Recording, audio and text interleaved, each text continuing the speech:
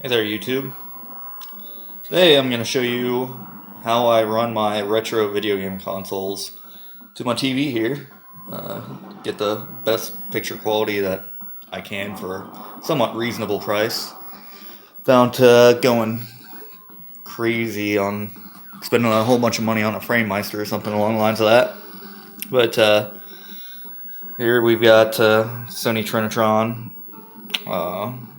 Man, I've got Contra Hardcore on the Genesis running here. But anyways, there's the device that I'm using.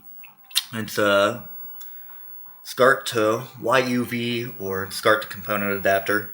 It may look like I'm just using RCA, but they're the same thing, same cable. Doesn't matter. Just as long as they're connected to the right spot, they work fine. But in Europe, they had something,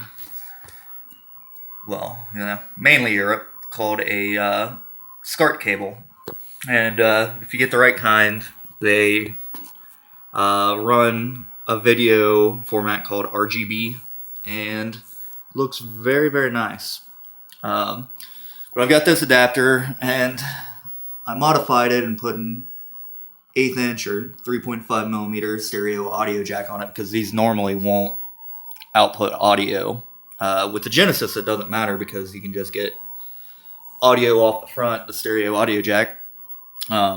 This cable actually has this modified so you can plug it into the front, but running through here you get a little bit of buzz. So I just bypass it, save some time. But normally for using like a Super Nintendo or something else, this jack will just plug into the side of my box there, and I'll get the audio out of it. It's a pretty easy modification to do on these. These things are like $50-$60. This is like a knockoff of the original model that was made. I'm not sure who made it or when, but I know this is a later model. You can tell by the markings on the top. But this thing costs about $50-$60. And the cables you can find, I managed to get lucky, and on eBay I got a lot of like 5 or 6 different SCART cables for a bunch of different consoles for like $25, which is a pretty good deal because usually they run about 18 to $20 per cable. And I actually found a couple at the flea market, which is ridiculous because here in the United States they are pretty much non-existent. But anyways, from there I just run into the back of my TV right there into the component inputs here on the right, and you get some pretty good video quality, and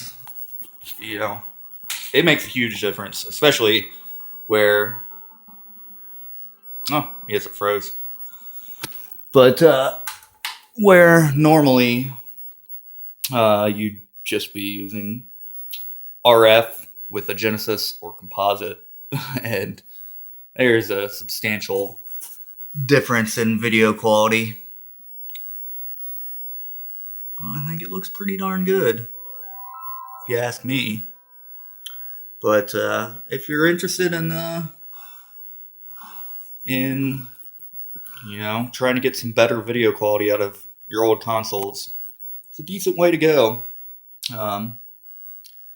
I've got probably less than $100 completely put into it. So, hey, I can run my Genesis, my Master System, my Super Nintendo, my Dreamcast, and I need to get a cable for my Saturn. I can do it, but most retro consoles do natively support RGB.